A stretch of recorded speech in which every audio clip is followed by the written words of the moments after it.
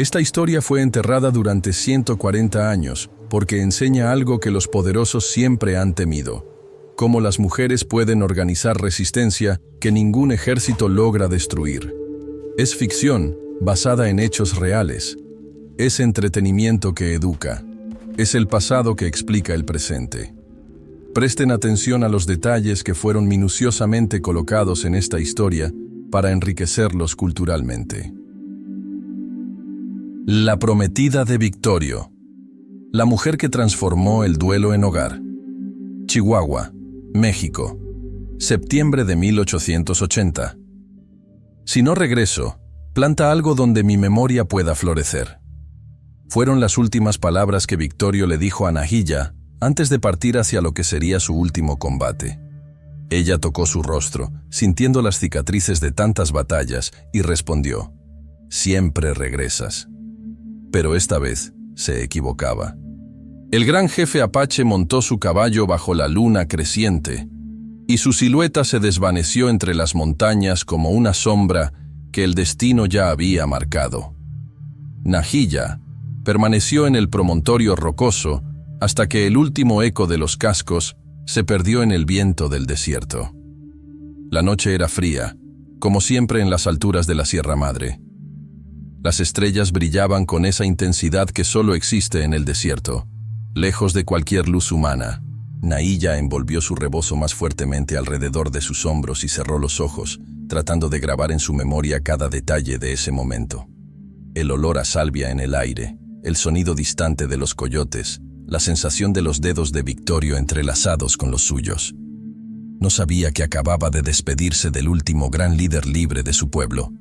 En la distancia, los búhos comenzaron su canto nocturno y, según las creencias apaches, eran mensajeros del mundo de los espíritus. Esa noche, sus voces sonaban particularmente melancólicas, como si ya supieran lo que el amanecer traería. Octubre de 1880. Nahilla esperó. 3 días. 4. Una semana entera. Las mujeres del campamento la observaban con una mezcla de compasión y temor. Conocían esa mirada, la de quien se niega a aceptar lo que el corazón ya sabe. Era la misma expresión que habían visto en tantas otras madres, esposas, hermanas a lo largo de décadas de guerra. El campamento apache estaba establecido en un cañón protegido, cerca de manantiales naturales que les proporcionaban agua dulce. Era uno de los últimos refugios seguros que les quedaban, escondido entre formaciones rocosas que confundían a los soldados mexicanos y estadounidenses. Pero incluso allí, la tensión era palpable. Los niños jugaban en silencio, las mujeres hablaban en susurros, y los ancianos pasaban largas horas contemplando el horizonte con ojos que habían visto demasiado. Entonces llegaron los fragmentos de noticias, traídos por un joven apache herido que logró escapar del infierno. Se llamaba Taza. Tenía apenas 17 años y había perdido tanto sangre que cuando llegó al campamento se desplomó antes de poder hablar. Sus palabras salían entrecortadas, manchadas de sangre y horror. Los cercaron en el Cerro de los 3 Castillos, sin agua, sin comida. Victorio resistió hasta el final. Las mujeres se reunieron alrededor del joven herido mientras Nahilla le daba agua y limpiaba sus heridas. Sus manos temblaban mientras trabajaba, pero su rostro permanecía sereno. Había aprendido de Lozen que una curandera nunca debía mostrar miedo o desesperación frente a un paciente. Lo que el joven no pudo contar, porque sus palabras se perdían en sollozos, fue el horror real. 78 apaches muertos, incluyendo mujeres y niños. El ejército mexicano, liderado por el coronel Joaquín Terrazas, no solo había vencido, habían cortado el cuero cabelludo de los muertos, como trofeos. La cabeza de Victorio sería exhibida en Chihuahua, como prueba de victoria. Pero Nahilla leyó la verdad completa en los ojos aterrorizados de Taza, en la forma como se estremecía cuando mencionaba el cerro, en las cicatrices frescas que cruzaban su espalda. Los soldados no se habían conformado con matar. Habían torturado, mutilado, profanado los cuerpos. Habían convertido la muerte en espectáculo. Nahilla escuchó todo esto en silencio. No lloró, no gritó.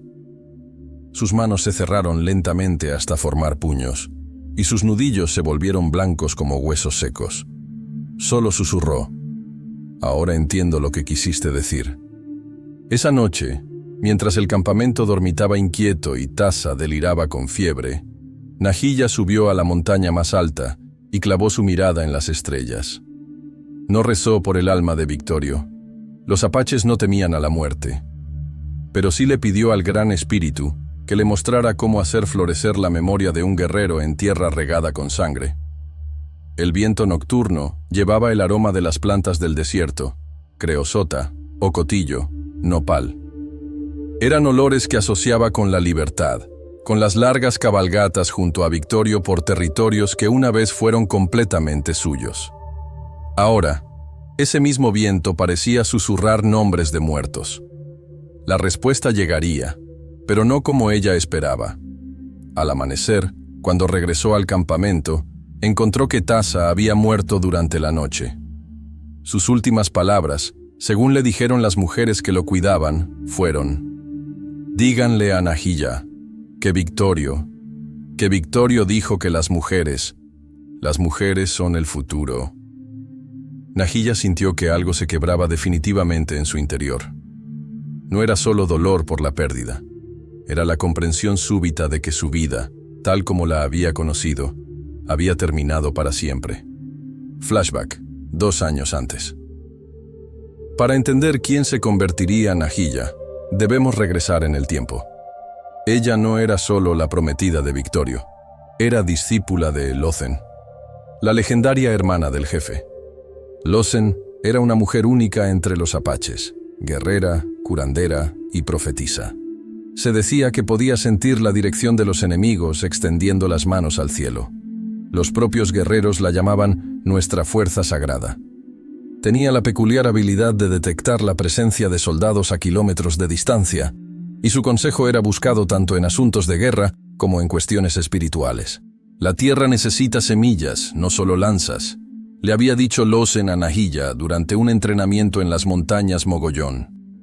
Un día entenderás que construir puede ser más poderoso que destruir. Nahilla había conocido a Lozen cuando tenía apenas 15 años. Su familia había sido masacrada por soldados estadounidenses en una redada nocturna, y ella había llegado al campamento de Victorio como una más de tantas huérfanas que la guerra producía constantemente. Era pequeña para su edad, callada, con ojos que habían visto demasiado para alguien tan joven. Lozen la había tomado bajo su protección sin hacer preguntas. Durante los primeros meses, Nahilla apenas hablaba. Se limitaba a seguir a Lozen como una sombra, observando todo, aprendiendo en silencio. Gradualmente, la curandera se dio cuenta de que la muchacha tenía un don natural para la medicina y una resistencia física extraordinaria. «Tienes manos de sanadora», le dijo un día Lozen mientras recogían plantas medicinales en un valle escondido. «Pero también tienes corazón de guerrera. Es una combinación poderosa y peligrosa». Nahilla aprendió de ella no solo a disparar y cabalgar, sino también el arte de la supervivencia. Cómo encontrar agua en el desierto siguiendo el vuelo de los pájaros, qué plantas curaban heridas y cuáles podían ser mortales, cómo leer las señales de la naturaleza para predecir cambios de clima o la llegada de enemigos.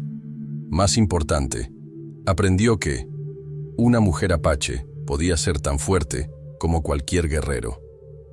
Durante meses, Lozen la entrenó en secreto. Le enseñó el manejo del arco, empezando con arcos pequeños y progresando gradualmente hasta que Nahilla pudo manejar el arco de guerra de tamaño completo.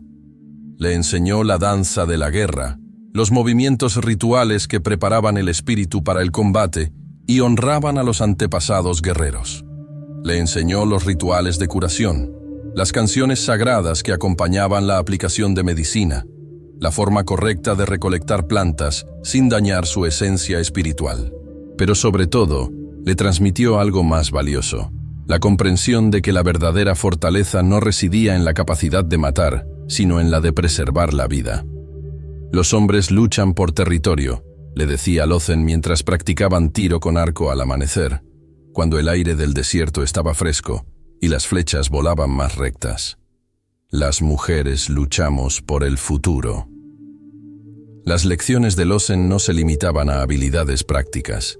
Durante las largas noches de invierno, cuando el campamento se refugiaba en cuevas naturales para protegerse del frío, Lawson le contaba las historias antiguas, cómo los apaches habían llegado del norte siguiendo las señales de los espíritus, cómo habían aprendido a vivir en armonía con el desierto, cómo las mujeres siempre habían sido esenciales para la supervivencia de la tribu. «Recuerda esto, niña», le decía mientras avivaba el fuego con ramas de enebro.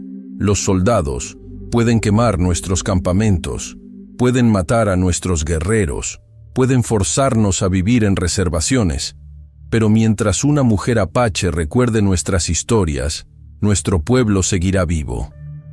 Nahilla no entendía completamente estas palabras entonces. Estaba demasiado ocupada aprendiendo a sobrevivir, demasiado concentrada en honrar la memoria de su familia muerta, demasiado enfocada en convertirse en la mujer que pudiera ser digna del amor de Victorio. Pero pronto las comprendería con una claridad dolorosa. El último entrenamiento formal que Lawson le dio fue también el más intenso. Durante 3 días y 3 noches, Nahilla tuvo que sobrevivir sola en el desierto, con solo un cuchillo y un odre de agua medio lleno. Tenía que encontrar comida, refugio, y regresar al punto de partida sin ser detectada por las patrullas mexicanas que recorrían la zona. Cuando regresó, demacrada pero triunfante, Lawson la esperaba con una sonrisa que Nahilla nunca había visto antes.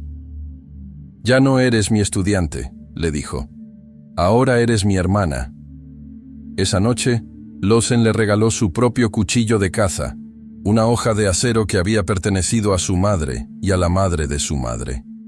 Era el mayor honor que una mujer apache podía recibir de otra. Noviembre de 1880.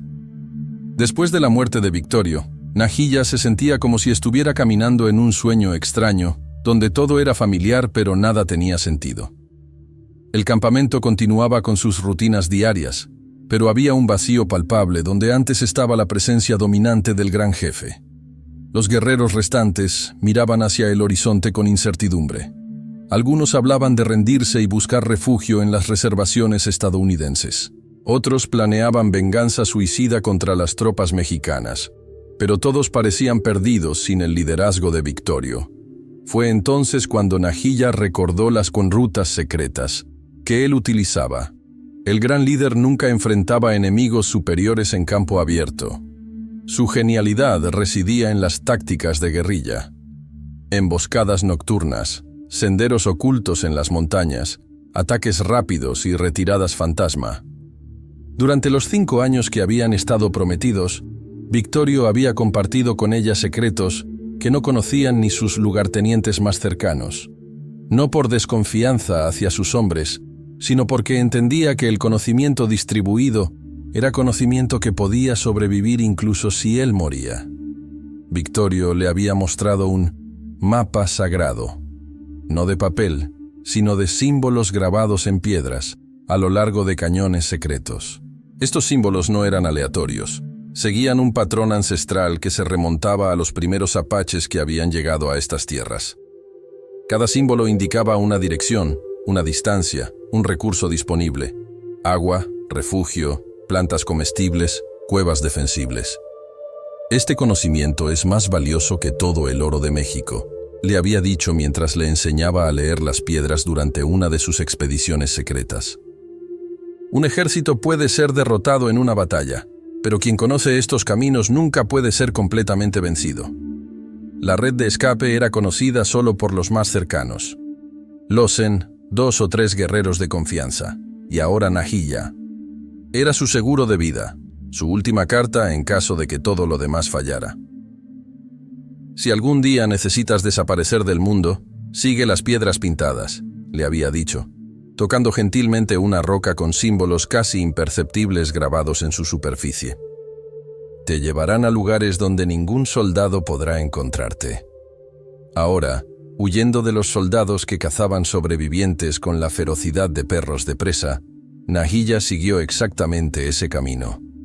Había empacado solo lo esencial: su rifle, el cuchillo que le había regalado Lawson, un odre de agua, un pequeño saco de maíz tostado y una manta tejida con fibras de yuca. Las piedras la guiaron a través de desfiladeros imposibles que parecían terminar en paredes verticales, pero que en realidad tenían pasajes ocultos apenas lo suficientemente anchos para que pasara una persona. La llevaron a cuevas ocultas detrás de cascadas estacionales, donde el ruido del agua ahogaba cualquier sonido que pudiera hacer.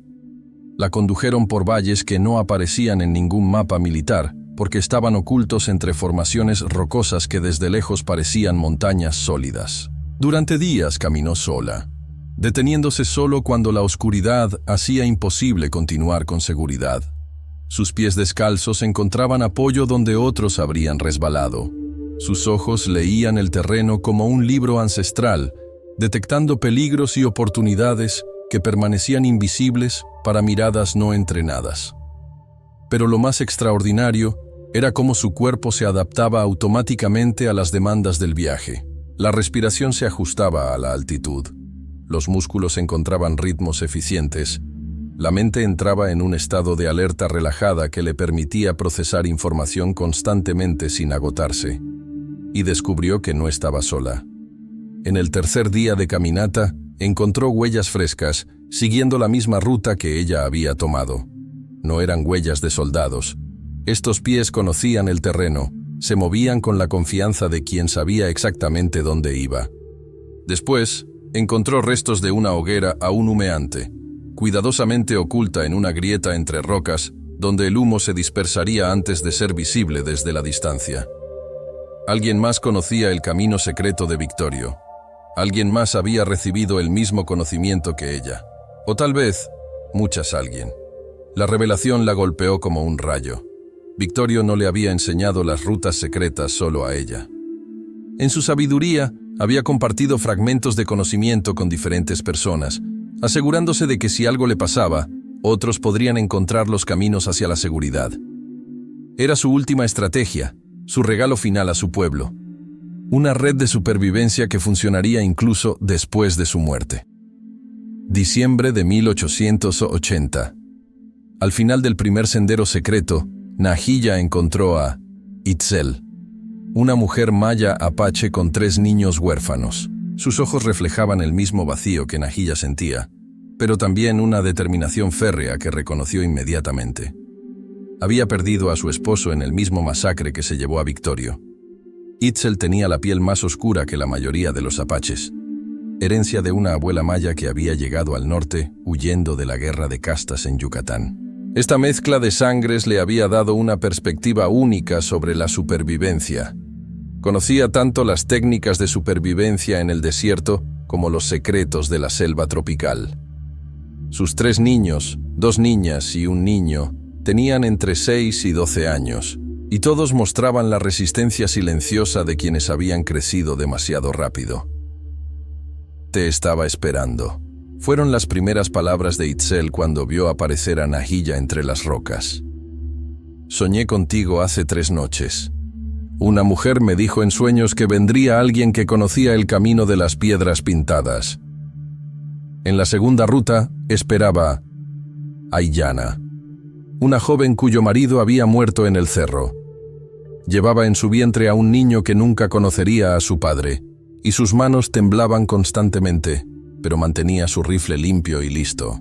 Aiyana había sido una de las pocas mujeres que ocasionalmente acompañaba a los guerreros en sus expediciones de reconocimiento, y su puntería era legendaria incluso entre los hombres. Creí que me volvería loca esperando sola, le confesó a Nahilla mientras compartían agua de un manantial oculto. Escuchaba la voz de mi esposo en el viento, diciéndome que viniera aquí. Al principio pensé que eran alucinaciones, pero después encontré las piedras con los símbolos. En la tercera ruta esperaba Wiko, una anciana que cargaba las historias tribales en la memoria. Sus piernas ya no eran fuertes para largas caminatas, pero su mente guardaba los secretos de generaciones.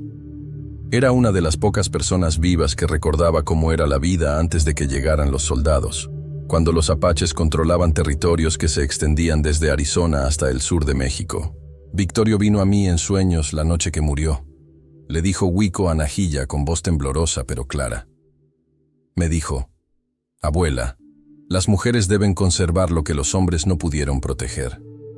Me enseñó el camino en el sueño, y cuando desperté, mis pies conocían la dirección que debía tomar. Todas habían seguido las mismas piedras pintadas. Todas habían recibido señales, sueños, visiones, voces en el viento, que las guiaron hacia este punto de encuentro. Todas estaban perdidas en el sentido de que habían perdido todo lo que definía sus vidas anteriores, pero todas necesitaban un lugar donde comenzar de nuevo. Cuando se reunieron en un círculo improvisado bajo las estrellas, junto a un pequeño fuego alimentado con ramas secas que no producían humo visible, Nahilla habló por primera vez desde la muerte de Victorio. Victorio me pidió que plantara algo donde su memoria pudiera florecer. Creo que ahora sé qué. Su voz era ronca por el silencio prolongado, pero firme como roca. Las otras mujeres la escucharon con la atención absoluta de quienes saben que están a punto de escuchar algo que cambiará sus vidas. No plantaremos solo un refugio, plantaremos una nueva forma de resistir. Itzel la miró con ojos llenos de lágrimas no derramadas. ¿Qué propones, hermana? Que construyamos lo que ellos no pudieron destruir, respondió Nahilla, su voz ganando fuerza con cada palabra. Un lugar donde sus hijos aprendan quiénes fueron sus padres, donde sus hijas aprendan a ser tan fuertes como ellos, donde sus nombres nunca mueran. Aiyana se tocó el vientre instintivamente. ¿Crees que es posible? Somos solo mujeres. Exactamente, interrumpió Wiko, con una sonrisa que transformó completamente su rostro arrugado. Somos mujeres. Los soldados buscan guerreros, campamentos de hombres, señales de guerra. No buscan abuelas contando historias o madres enseñando a sus hijos. Nahilla asintió lentamente. Seremos invisibles hasta que decidamos ser vistas, y cuando lo hagamos, será en nuestros propios términos. Esa noche, 4 mujeres y 3 niños se convirtieron en la semilla de algo que cambiaría la historia apache para siempre. No lo sabían entonces, pero estaban sentando las bases de una forma de resistencia que sobreviviría mucho más tiempo que cualquier guerra convencional. Mientras el fuego se reducía a brasas y las estrellas continuaban su danza eterna sobre el desierto, comenzaron a planear no solo su supervivencia, sino su renacimiento. 1881-1883. El lugar elegido para establecer su nuevo hogar era perfecto para sus propósitos, un valle oculto entre montañas, con un manantial natural que proporcionaba agua dulce durante todo el año y acceso directo a las rutas de escape que Victorio había establecido. Nahilla lo bautizó como lugar donde florece lo que no murió. El valle estaba tan bien escondido que desde cualquier elevación circundante parecía simplemente una depresión rocosa sin vegetación. Solo cuando uno descendía por senderos casi imperceptibles, se revelaba la verdad. Un oasis natural protegido por formaciones geológicas que creaban un microclima único. Pero este no sería un lugar de lamentación o refugio pasivo. Sería un centro de reconstrucción y entrenamiento. Un lugar donde forjarían una nueva versión de lo que significaba ser apache. En los primeros meses, las mujeres trabajaron como hermanas de sangre. Cada día comenzaba antes del amanecer con trabajo físico. Levantaron refugios con piedra y adobe, utilizando técnicas de construcción que combinaban métodos apaches tradicionales con innovaciones que habían observado en pueblos mexicanos. Canalizaron el agua del manantial hacia diferentes áreas del valle, creando un sistema de irrigación que permitía jardines donde antes solo había tierra árida. Los refugios no eran tipis tradicionales, que podían ser desmontados rápidamente, pero ofrecían poca protección contra el clima extremo del desierto. En su lugar, construyeron estructuras semipermanentes que aprovechaban las formaciones rocosas naturales, creando espacios que eran frescos en verano y cálidos en invierno. Cada mañana comenzaba con entrenamiento físico dirigido por Nahilla, quien había adaptado las lecciones de Lozen para enseñar a un grupo diverso de mujeres. Algunas, como Aiyana, ya tenían experiencia en combate.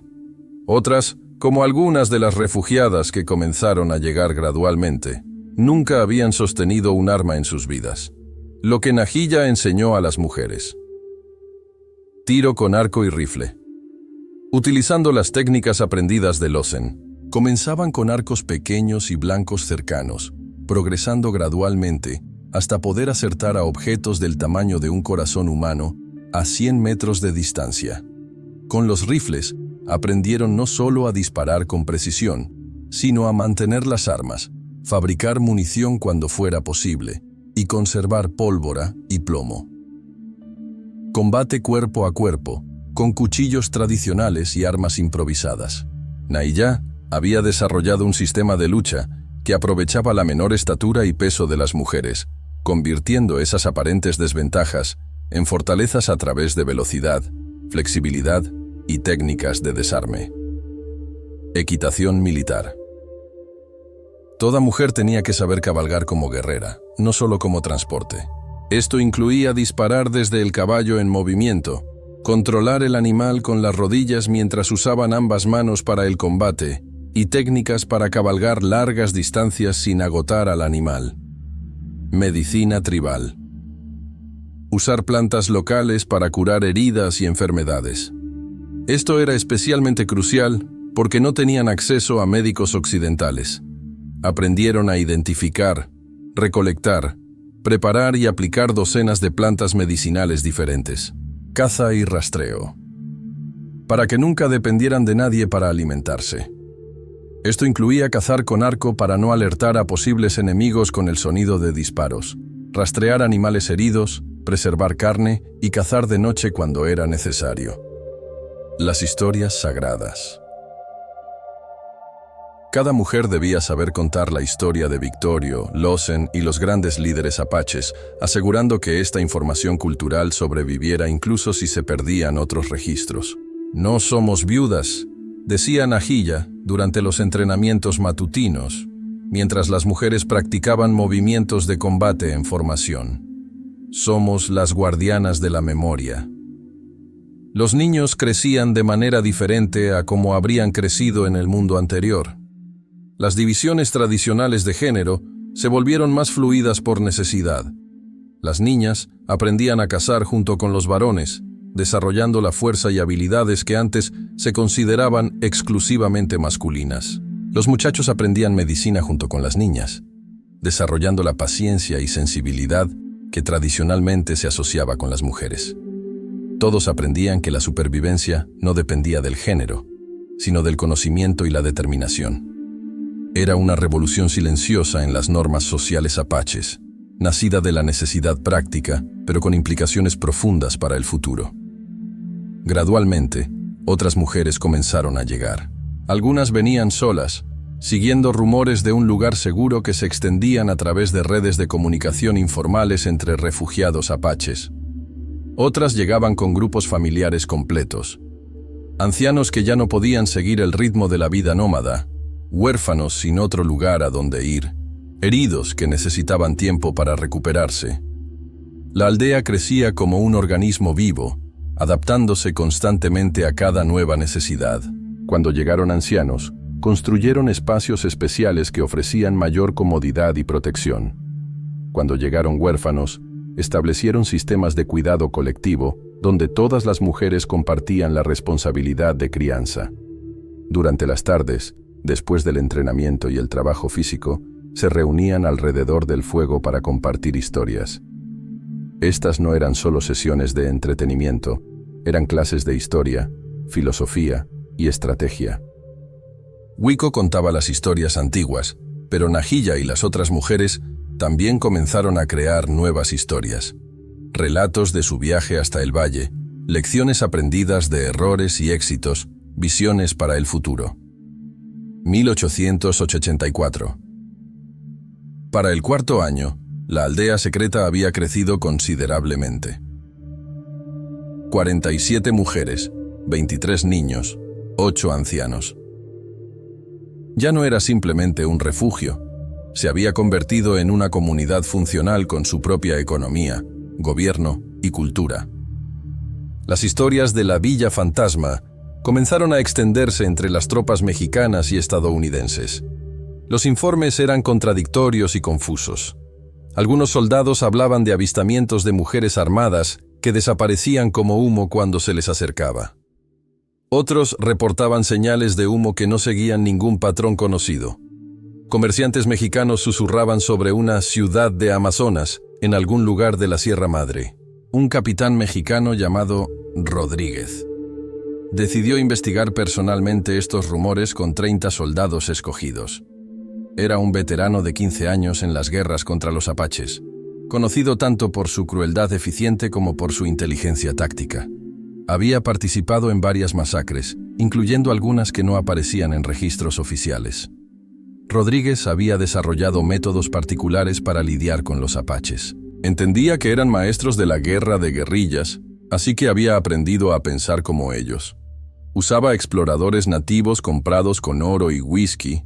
Establecía emboscadas en lugares donde los apaches tradicionalmente tendían emboscadas a otros. Y había desarrollado un sistema de señales que permitía a sus fuerzas comunicarse silenciosamente a través de grandes distancias. Esperaba encontrar refugiados asustados y desorganizados. En su experiencia, los grupos de supervivientes apaches sin liderazgo masculino fuerte se desmoralizaban rápidamente y eran fáciles de capturar o dispersar. Lo que encontró cambiaría su perspectiva sobre la guerra para siempre. Cuando los soldados llegaron a la entrada del valle, fueron recibidos por un silencio absoluto. No había ningún movimiento visible, ningún sonido, ni siquiera el canto de los pájaros, lo cual inmediatamente activó las alarmas mentales de Rodríguez. En 15 años de campaña, había aprendido que el silencio absoluto en territorio apache significaba una sola cosa: peligro mortal. Sus soldados, menos experimentados, interpretaron el silencio como evidencia de que el lugar estaba abandonado. Comenzaron a relajarse, a hablar en voces normales, a permitir que sus caballos bebieran del arroyo que corría por la entrada del valle. Rodríguez sintió la primera señal de alarma real cuando su caballo, un veterano de muchas campañas, se puso nervioso sin razón aparente. El animal comenzó a mover las orejas constantemente, olisqueando el aire, dando pequeños pasos laterales. Los animales siempre percibían el peligro antes que los humanos. «Capitán», murmuró uno de sus sargentos, «tal vez deberíamos enviar exploradores antes de...». Las palabras se cortaron abruptamente cuando el hombre sintió la punta de una flecha tocando su garganta. Entonces Rodríguez sintió la misma sensación en su propia nuca, metal frío y afilado presionando contra su piel. «Capitán», dijo una voz calma detrás de él. Era Nahilla, emergiendo de las rocas como si hubiera sido parte de ellas durante siglos. Sus hombres están rodeados por 30 arqueras que aprendieron a disparar con la hermana de Victorio. Recomiendo que se retiren en paz. El oficial miró alrededor con movimientos cuidadosos y sintió que la sangre se le helaba. En las rocas que había considerado inofensivas, detrás de los árboles que parecían demasiado pequeños para ocultar a una persona, en lo alto de los acantilados que había catalogado como inaccesibles, decenas de mujeres apaches apuntaban arcos y rifles hacia su tropa. Todas en silencio absoluto, todas con puntería que no temblaba. Se dio cuenta de que había caído en una emboscada perfecta. Sus soldados, entrenados para combate convencional contra otros ejércitos regulares, no habían detectado ni una sola de las francotiradoras hasta que fue demasiado tarde. Las mujeres se habían fundido tan completamente con el terreno que era imposible distinguir dónde terminaba la roca y comenzaba el cuerpo humano. «¿Cuántas son?», preguntó con voz ronca. «Suficientes», respondió Nahilla. «Pero esa no es la pregunta correcta, capitán Rodríguez». El uso de su nombre lo sorprendió. «¿Cómo sabe?». «Sabemos muchas cosas sobre usted. Sabemos que estuvo en la matanza de Llanos hace 3 años. Sabemos que colecciona cueros cabelludos de niños apache. Sabemos que su esposa en Ciudad de México cree que usted es un héroe que protege la civilización». La voz de Nahilla era completamente neutral, como si estuviera comentando el clima. Pero cada palabra golpeaba a Rodríguez como una bala. «La pregunta correcta, capitán, es si quiere que sus hombres regresen a casa con sus esposas e hijos, o si prefiere que se unan a los espíritus de los que murieron en el Cerro de los 3 Castillos». Por primera vez en su carrera militar, Rodríguez ordenó la retirada sin disparar un solo tiro. No era cobardía, era reconocimiento profesional de una situación imposible. Había enfrentado guerreros apaches en combate abierto y los había derrotado. Pero esto era diferente. Esto era como luchar contra el mismo paisaje. Mientras se alejaban, escuchó a Nahilla gritarle a través del valle: «Dígales a sus superiores que las mujeres apache no hemos olvidado cómo luchar. Y dígales también que ahora sabemos cosas nuevas». Esa noche, cuando Rodríguez escribió su informe oficial, lo mantuvo deliberadamente vago. Reportó actividad apache hostil en el área y recomendó que fuera evitada hasta que fuerzas mayores pudieran ser desplegadas. Pero en su diario personal, escribió algo muy diferente. «He encontrado algo que no entiendo. No son los apaches que hemos estado combatiendo. Son algo nuevo. Algo más peligroso porque han aprendido a usar nuestra subestimación de las mujeres contra nosotros. Dios nos ayude si se extiende». En la aldea, esa noche, las mujeres celebraron su primera victoria colectiva alrededor del fuego central. Pero Nahilla sabía que solo era el comienzo. Los soldados regresarían en mayor número y mejor preparados. Era hora de expandir su estrategia más allá de la defensa. «Hermanas», dijo mientras las llamas proyectaban sombras danzantes en sus rostros, «hemos demostrado que podemos proteger nuestro hogar. Ahora debemos aprender a proteger a otros que no tienen hogar». 1885, 1887. La fama de la aldea de Nahilla se extendió por medios inesperados, no a través de proclamas oficiales o reportes militares, sino a través de las redes invisibles que siempre habían conectado a las mujeres del suroeste. Comerciantes mexicanos que transitaban por rutas comerciales llevaban historias de mujeres guerreras que protegían a los refugiados. Soldados desertores hablaban en cantinas de amazonas apaches invencibles. Pero más importante, las lavanderas que trabajaban en los fuertes militares escuchaban conversaciones entre oficiales y las repetían a otras mujeres en los mercados. Las noticias más importantes llegaban a través de una red secreta de mujeres, que Nahilla había comenzado a construir casi sin darse cuenta. Había comenzado cuando una de las refugiadas que llegó a la aldea mencionó que tenía una hermana trabajando como sirvienta en una casa rica de Chihuahua. Esta hermana, a su vez, conocía a otras mujeres que trabajaban en casas de oficiales militares, comerciantes importantes y funcionarios gubernamentales. Gradualmente, Nahilla se dio cuenta de que tenía acceso a una red de inteligencia que ningún ejército formal podría igualar. Las mujeres que servían comida escuchaban planes militares.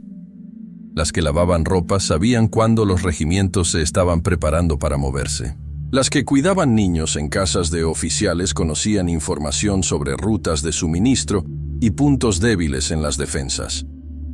En pueblos mexicanos dispersos por Sonora y Chihuahua, mujeres mestizas que habían perdido hijos o esposos en las interminables guerras comenzaron a ayudar discretamente. Escondían refugiados apache en sótanos y graneros, pasaban información sobre movimientos militares, proporcionaban medicinas y alimentos. No lo hacían por ideología política, sino por una comprensión visceral del dolor que compartían con las mujeres apaches. En reservaciones estadounidenses, mujeres apache que habían sido forzadas a la pacificación mantenían contacto secreto con la aldea.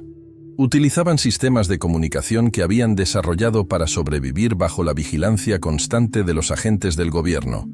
Mensajes codificados en patrones de bordado, información transmitida a través de canciones tradicionales cantadas durante ceremonias aparentemente inofensivas y jóvenes enviados en visitas familiares que en realidad eran misiones de reconocimiento. Era una red invisible pero poderosa. Los militares podían controlar territorios con soldados y armas, pero no podían controlar los corazones de las madres que habían perdido todo. La efectividad de esta red se demostró dramáticamente cuando las mujeres de Nahilla lograron rescatar a un grupo de niños apache que estaban siendo trasladados a una escuela de asimilación en Nuevo México. La operación fue tan limpia que las autoridades nunca determinaron exactamente cómo habían desaparecido los niños. Un día estaban en el tren, al día siguiente habían desvanecido como humo. Durante este periodo llegó a la aldea una noticia que quebró el corazón de todas las mujeres. Lozen había sido capturada, junto con Jerónimo después de años de resistencia heroica. Estaba prisionera de los estadounidenses en Florida, en condiciones que equivalían a una sentencia de muerte lenta. Meses después, llegó la confirmación final que todas habían temido. Lozen había muerto en cautiverio, lejos de su tierra sagrada, sus huesos enterrados en tierra extraña sin los rituales apropiados. La noticia quebró algo profundo en Nahilla. Lozen no era solo su mentora, era el puente entre el mundo antiguo y el nuevo que estaba construyendo. Era la última conexión directa con los grandes líderes apaches, la última mujer que había luchado junto a Victorio y había conocido la libertad completa. Esa noche, Nahilla subió a la cima de la montaña más alta del valle e hizo un ritual que nadie había presenciado antes. Durante toda la noche, cantó todos los nombres. Victorio, Lozen, cada guerrero muerto en el Cerro de los Tres Castillos, cada mujer que había llegado a su aldea, cada niño que había crecido bajo su protección. Su voz se alzó en el viento nocturno, llevando los nombres hacia las estrellas como ofrendas sagradas. Los coyotes se unieron a su canto, y según las creencias apaches, esto significaba que los espíritus de los muertos habían escuchado y aprobado. Cuando descendió al amanecer, su determinación era diferente, más profunda, más peligrosa.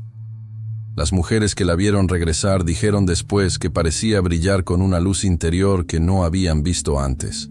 Mientras una de nosotras esté viva, la historia no habrá terminado, dijo a las mujeres reunidas en el círculo central. Somos la continuación de algo que ellos no pudieron matar. Pero ahora debemos ser más que continuación.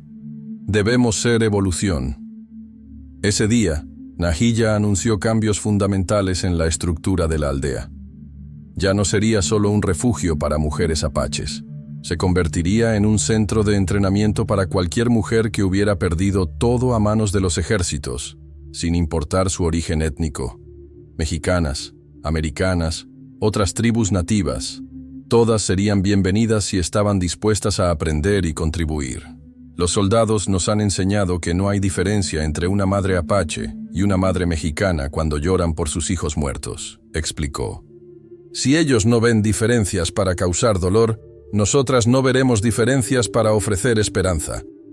Era una decisión revolucionaria que expandiría la influencia de la aldea mucho más allá de lo que nadie había imaginado. 1890-1895. En los años siguientes, la aldea de Nahilla se transformó en algo único en la historia del suroeste americano. Un centro de preservación cultural y entrenamiento militar, comandado enteramente por mujeres, pero que trascendía las fronteras étnicas tradicionales. La diversidad de la comunidad había crecido de manera orgánica. Junto a las mujeres apaches originales, ahora vivían mujeres mexicanas que habían huido de maridos violentos o familias destruidas por la guerra, algunas americanas que habían perdido todo en ataques o tragedias familiares, y mujeres de otras tribus nativas que habían escuchado los rumores del lugar donde las mujeres aprenden a no tener miedo. Crearon instituciones que sobrevivirían décadas y cuya influencia se extendería mucho más allá del Valle Oculto. El Círculo de las Historias. Cada noche, una mujer diferente contaba historias, pero ahora el repertorio incluía leyendas apaches, cuentos mexicanos, historias de pioneros americanos y mitos de otras tribus. Los niños aprendían no solo los hechos históricos, sino las emociones, los valores, las lecciones universales que cada cultura había desarrollado para sobrevivir. Era educación multicultural un siglo antes de que el término fuera inventado. El jardín de los nombres. Lo que había comenzado como árboles plantados para guerreros apaches muertos se expandió hasta incluir cualquier persona que hubiera muerto defendiendo a su familia o comunidad. Cada árbol tenía su nombre grabado en piedra y junto al nombre, una breve historia de la persona. El jardín crecía cada año, convirtiéndose en un bosque memorial vivo que honraba a héroes de muchas culturas. La Escuela de las Hijas. Las niñas aprendían tanto las tradiciones antiguas como habilidades de supervivencia modernas, pero el currículo se había expandido para incluir idiomas: español, inglés, apache y algunos otros dialectos nativos, matemáticas básicas para comercio e incluso rudimentos de ley para que pudieran navegar el sistema legal cuando fuera necesario. Podían coser mocasines tradicionales y desarmar un rifle Winchester con igual destreza. El código de las hermanas. La promesa original de que ninguna mujer sería abandonada y ningún niño quedaría huérfano se expandió hasta convertirse en un sistema complejo de apoyo mutuo que incluía cuidado médico, protección legal, redes comerciales y sistemas de comunicación que se extendían por miles de kilómetros. La Academia de Guerra. Esta era la innovación más radical de Nahilla, un programa de entrenamiento militar diseñado específicamente para mujeres, que combinaba tácticas apaches tradicionales con técnicas modernas de combate. Las mujeres aprendían no solo a luchar, sino a planear operaciones complejas, a coordinar comunicaciones a través de grandes distancias y a mantener disciplina bajo presión extrema. La aldea se convirtió en una leyenda viviente, que se extendía mucho más allá de los círculos militares. Los soldados contaban historias de mujeres fantasma que protegen los cañones. Pero ahora también había reportes de mujeres misteriosas que aparecían para ayudar a viajeros perdidos, que proporcionaban medicina a comunidades enfermas, que intervenían para detener abusos contra mujeres en pueblos remotos. Los comerciantes hablaban de una ciudad secreta donde las viudas se volvieron guerreras, pero también comenzaron a reportar una red comercial informal dirigida por mujeres que era más eficiente y confiable que muchos sistemas oficiales. Pero para quienes vivían allí, no era leyenda. Era hogar, escuela y fortaleza todo al mismo tiempo. Durante estos años, Nahilla desarrolló su sistema de comunicación más ambicioso, una red que se extendía desde Arizona hasta Guatemala y desde California hasta Texas. Utilizando señales de humo durante el día, espejos durante las noches claras y mensajeros a caballo para distancias largas, podía coordinar movimientos de refugiados, intercambio de información y operaciones de rescate a través de cientos de kilómetros. El sistema era tan sofisticado que incluía códigos diferentes para diferentes tipos de información: señales de peligro inmediato, reportes de movimientos militares, solicitudes de ayuda médica, información comercial y mensajes personales entre familias separadas. Los militares nunca lograron descifrar el sistema completamente. Para ellos eran señales al azar sin patrón discernible. Para las mujeres de la red, eran mensajes de vida o muerte que llegaban más rápido y con mayor precisión que cualquier sistema de comunicación oficial.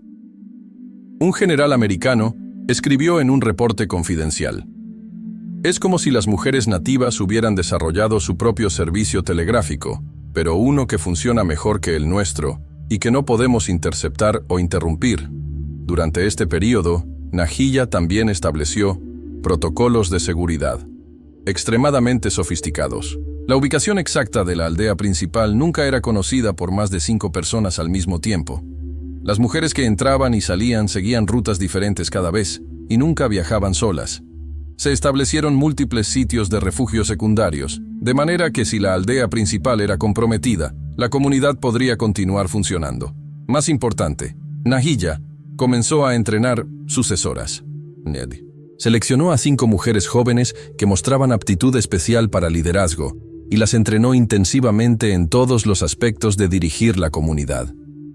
Cada una de ellas conocía diferentes aspectos del sistema completo, de manera que el conocimiento nunca estaría concentrado en una sola persona. «He aprendido de la muerte de Victorio», le explicó a Itzel durante una de sus conversaciones nocturnas. «Los líderes mueren, pero las ideas pueden ser inmortales si las plantas en suficientes mentes». 1898. El nuevo siglo se acercaba, trayendo consigo cambios tecnológicos que alterarían para siempre la naturaleza de la guerra. El telégrafo permitía comunicación instantánea a través de grandes distancias. Los ferrocarriles podían transportar tropas y suministros con velocidad sin precedentes. Las armas de fuego habían evolucionado hasta un punto donde un soldado individual podía disparar múltiples veces sin recargar. Pero las guerras contra los pueblos nativos aún no habían terminado completamente. Un general estadounidense ambicioso llamado William Mackenzie había estudiado cuidadosamente los reportes sobre la red de mujeres apaches y había llegado a una conclusión que lo mantendría despierto por las noches. Esta organización representaba una amenaza a largo plazo mucho mayor que cualquier banda de guerreros tradicionales. Mackenzie había servido en las guerras indias durante 20 años. Había participado en la captura de Jerónimo. Había supervisado el traslado forzoso de tribus enteras a reservaciones. Había sido testigo del fin de la resistencia organizada nativa. Creía sinceramente que estaba presenciando los últimos estertores de una raza condenada a la extinción. Pero los reportes sobre las actividades de Nahilla lo habían obligado a reconsiderar sus suposiciones. Esta no era resistencia tradicional que podía ser aplastada con fuerza superior. Era algo más sutil, más adaptable, más peligroso porque había aprendido a usar las fortalezas de la civilización moderna contra sí misma. «No podemos permitir que este cáncer se extienda», escribió en una carta privada a sus superiores en Washington. «Si las mujeres nativas aprenden a organizarse de esta manera, y si comienzan a enseñar estos métodos a otras mujeres, enfrentaremos una forma de resistencia que será imposible de erradicar por medios convencionales». Decidió que la captura de Nahilla sería el trofeo perfecto para coronar su carrera, y más importante, para eliminar definitivamente esta amenaza emergente. Organizó una expedición conjunta con fuerzas mexicanas que era la más ambiciosa jamás montada contra un objetivo nativo: 200 soldados estadounidenses, 100 soldados mexicanos, 50 exploradores nativos comprados con oro y promesas, y el equipo más moderno de comunicación disponible. Su plan era cercar el valle desde todos los flancos simultáneamente, usando coordenadas precisas obtenidas por exploradores que habían pasado meses mapear la región. Pero Mackenzie había cometido el mismo error que todos los comandantes militares antes que él. Había subestimado la sofisticación del sistema de inteligencia de Nahilla. Semanas antes de que la expedición se pusiera en marcha, las mujeres de la red ya habían reportado movimientos inusuales de tropas, compras masivas de suministros y conversaciones escuchadas en cantinas militares. Nahilla sabía exactamente cuántos hombres venían, qué rutas planeaban tomar y cuál era su objetivo final. Sabía que este ataque sería diferente a todos los anteriores. Sus espías le trajeron información detallada. No venían a negociar, intimidar o simplemente dispersar a los refugiados. Venían a terminar el trabajo que habían comenzado en el Cerro de los Tres Castillos, a eliminar completamente toda evidencia de que la resistencia apache había continuado. La noche antes del ataque, reunió a todas las mujeres y niños en el círculo central. La asamblea incluía más de 120 personas, mujeres apaches de diferentes bandas, mexicanas de diversos orígenes, algunas americanas, mujeres de otras tribus y niños de edades que iban desde bebés hasta adolescentes casi adultos. «Mañana enfrentaremos la prueba final», dijo, su voz serena pero cargada de significado que todos entendieron inmediatamente. «No lucharemos para ganar en el sentido tradicional. Lucharemos para que nuestra historia sobreviva, para que nuestros métodos se preserven, para que futuras generaciones de mujeres sepan que es posible resistir». Explicó su plan con la precisión de un general experimentado. Las mujeres más jóvenes y todos los niños saldrían por las rutas secretas antes del amanecer, dirigiéndose hacia los refugios secundarios que habían establecido en 3 países diferentes. Las guerreras más experimentadas permanecerían para defender la aldea el tiempo suficiente para asegurar que la evacuación se completara. Los ancianos que no podían viajar tendrían la opción de partir o quedarse para la batalla final. Ningún anciano eligió partir. «Hemos vivido lo suficiente», dijo Wico, ahora de casi 80 años, pero aún con ojos que brillaban con fuego interior. «Hemos visto nacer este lugar, hemos visto crecer a estos niños, hemos visto convertirse en realidad cosas que creíamos imposibles, que nuestros huesos protejan esta tierra sagrada una última vez». El ataque comenzó al amanecer del 15 de marzo de 1898. Mackenzie Había coordinado el asalto para comenzar simultáneamente desde 4 direcciones diferentes, utilizando señales telegráficas para sincronizar el movimiento de sus fuerzas. Esperaba resistencia, pero no estaba preparado para la coordinación perfecta y las tácticas innovadoras de las defensoras. Las mujeres de Nahilla no pelearon como soldados convencionales, ni siquiera como guerreros apaches tradicionales. Habían desarrollado su propio estilo de combate que combinaba lo mejor de múltiples tradiciones militares con innovaciones nacidas de décadas de experiencia. Pelearon como el mismo terreno, apareciendo donde no las esperaban, desapareciendo cuando las buscaban, convirtiendo cada roca en una fortaleza móvil y cada árbol en una torre de vigilancia que podía cambiar de posición. Usaron el sistema de comunicación por espejos para coordinar movimientos con precisión militar.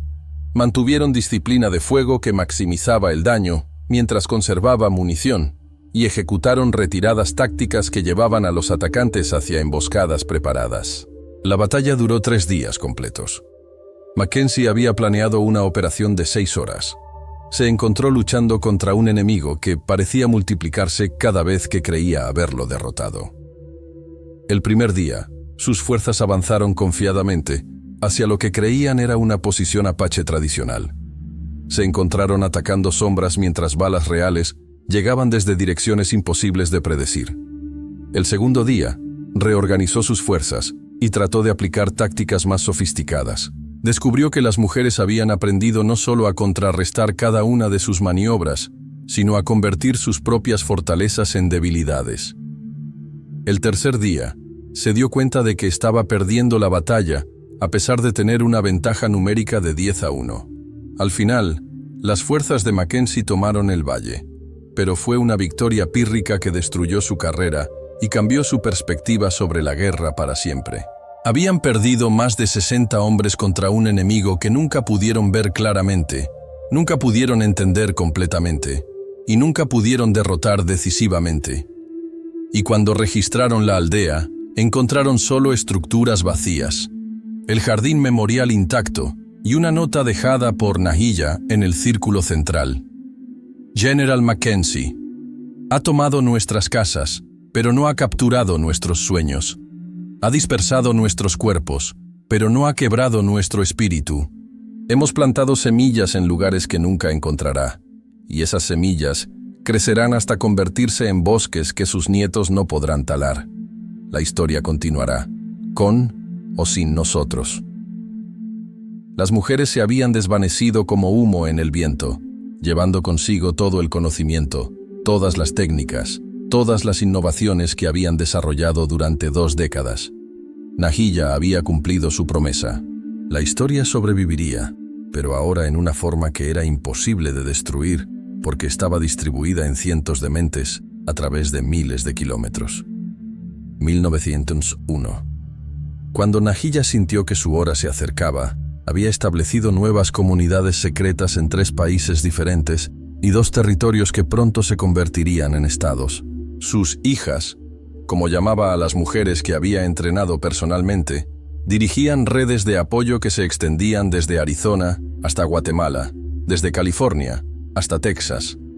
A los 64 años, su cuerpo mostraba las marcas de una vida de lucha constante.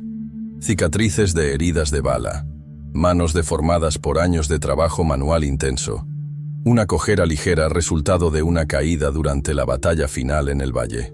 Pero su mente permanecía afilada como obsidiana, y su influencia se había expandido hasta un punto que ni ella misma había imaginado posible. El lugar donde eligió pasar sus últimos días no era ninguno de los refugios secundarios que había establecido, sino un pequeño cañón en territorio que técnicamente pertenecía a México, pero que estaba tan aislado que ningún gobierno ejercía control real sobre él. Era un lugar hermoso. Un oasis natural con agua dulce, árboles que proporcionaban sombra y formaciones rocosas que creaban ecos musicales cuando el viento pasaba a través de ellas. Llamó a todas las mujeres que pudo reunir para una última ceremonia. Llegaron de lugares distantes, algunas ahora madres y abuelas, que habían criado generaciones de niños usando los métodos que habían aprendido en la aldea original. Otras eran aún jóvenes guerreras que habían sido entrenadas por las estudiantes de Nahilla, y que representaban una nueva generación de liderazgo femenino. Todas llevaban en sus rostros la marca inconfundible de su entrenamiento, esa mezcla de serenidad y fiereza que había caracterizado a las mujeres de Nahilla desde los primeros días en el Valle Oculto. Pero ahora había algo más. Una confianza que venía de saber que pertenecían a algo más grande que ellas mismas. Algo que había demostrado ser capaz de sobrevivir y adaptarse a cualquier amenaza. ¿Saben lo que Victorio me pidió hace 21 años? Preguntó, con la voz aún firme a pesar de su edad avanzada. Que plantara algo donde su memoria pudiera florecer. Hoy entiendo completamente lo que quiso decir. Ustedes son esa plantación. Cada una de ustedes es una semilla que lleva nuestra historia. Pero más que eso, cada una de ustedes es un árbol que ya está produciendo sus propias semillas. Pasó su última noche contando historias que nunca había compartido antes. Detalles íntimos de su relación con Victorio, conversaciones privadas con Lawson, momentos de duda y miedo que había mantenido en secreto para proyectar fuerza ante sus seguidoras. Era su regalo final. La humanidad detrás del mito, la mujer real detrás de la leyenda. Esa noche, bajo un cielo estrellado que había presenciado el nacimiento y la muerte de imperios, Nahilla cerró los ojos por última vez. Sus últimas palabras fueron: «El círculo no se rompe, continúa». Fue enterrada bajo un árbol centenario que había sido sagrado para los apaches durante generaciones. A su lado, sus seguidoras erigieron una piedra con los nombres de todas las mujeres que habían muerto luchando, incluyendo a Lawson, Itzel, que había muerto 3 años antes en una operación de rescate, y docenas de otras cuyas historias individuales se habían tejido en la narrativa más grande. Pero su muerte no fue el final de la historia. Fue su transformación definitiva de líder individual a espíritu colectivo que viviría en las acciones de todas las mujeres que había tocado. Esta historia está basada en eventos históricos reales: la vida y muerte de Victorio y Lawson, las guerras apaches, las condiciones de vida en el suroeste americano del siglo XIX, combinados con elementos ficticios que honran el espíritu de resistencia y supervivencia de las mujeres indígenas. Nahilla es un personaje imaginario, pero representa las experiencias reales de miles de mujeres nativas que encontraron formas de preservar sus culturas y proteger a sus comunidades durante uno de los periodos más difíciles de la historia americana.